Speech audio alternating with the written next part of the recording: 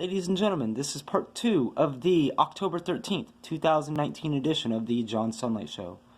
And on to this week in U.S. history. On October 6th, 1939, the greatest WWE champion of all time, Bruno Sammartino, was born. On October 8, 1871, the Great Chicago Fire started, burning over 2,000 acres and killing over 300 people.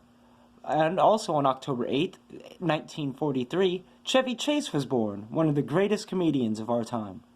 On October 9, 1701, Yale opens its doors as the Collegiate School of Connecticut.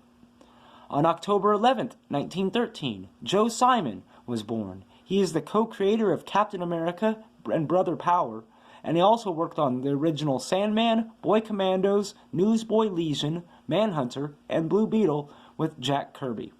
On October 11th, 1945, the American Dream, Dusty Rhodes, was born.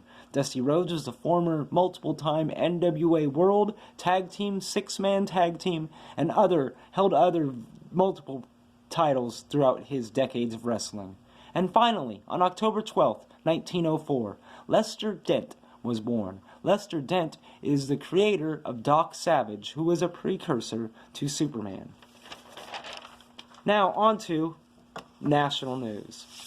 You know, I find it amusing watching the reality show that is Washington, D.C.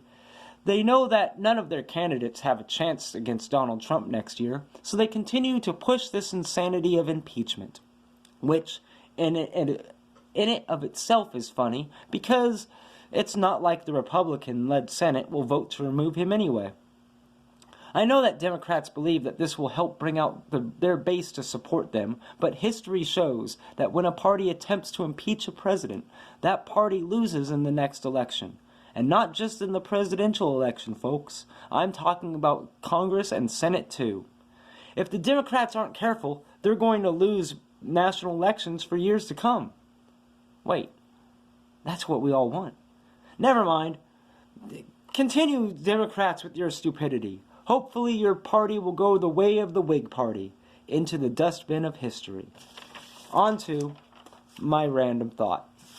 Well, the retarded governor is at it again. This time, as a surprise to no one, Gavin is taking money away from our roads to pay for trains and environmental nonsense. And I, for one, would be willing to bet anybody $1,000 that after that, they'll raise taxes again as well. But we only have ourselves to blame. I mean, we were the one, well, not me personally, but we were the ones who stupidly voted to allow the governor to raise car taxes and raise taxes for roads instead of allowing the people to vote on it. This is what happens when you allow the government to have total control. And the sad thing is that the majority of the voters in California, they love this garbage. I mean, they must. They continue to vote these idiots in office. The conservatives of the state of California need to unite to fight this garbage. We need to band together and find candidates to run and take back control of the state senate. We need to back laws that will stop this insanity, because if we don't, California will only get worse. On to world news. Well, it seems that what I and many others have been predicting for months has finally happened. The evil communists from China have finally killed one of their protesters in Hong Kong.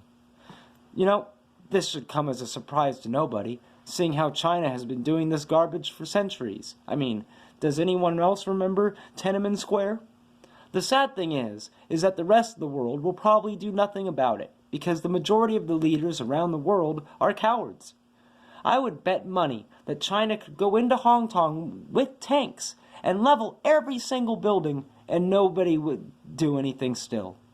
Somebody needs to actually step up to China and slap them in the face. We have thousands of atomic bombs at our disposal, and it's time to use a few. Odds are, it would only take up to 10 at most. The rest of the world needs to stand up to China while it can, because if we don't, then China will dominate Asia for years to come. Ladies and gentlemen, this is the end of part 2 of the October 13th, 2019 edition of the John Sunlight Show. Tune in to part 3 coming up next.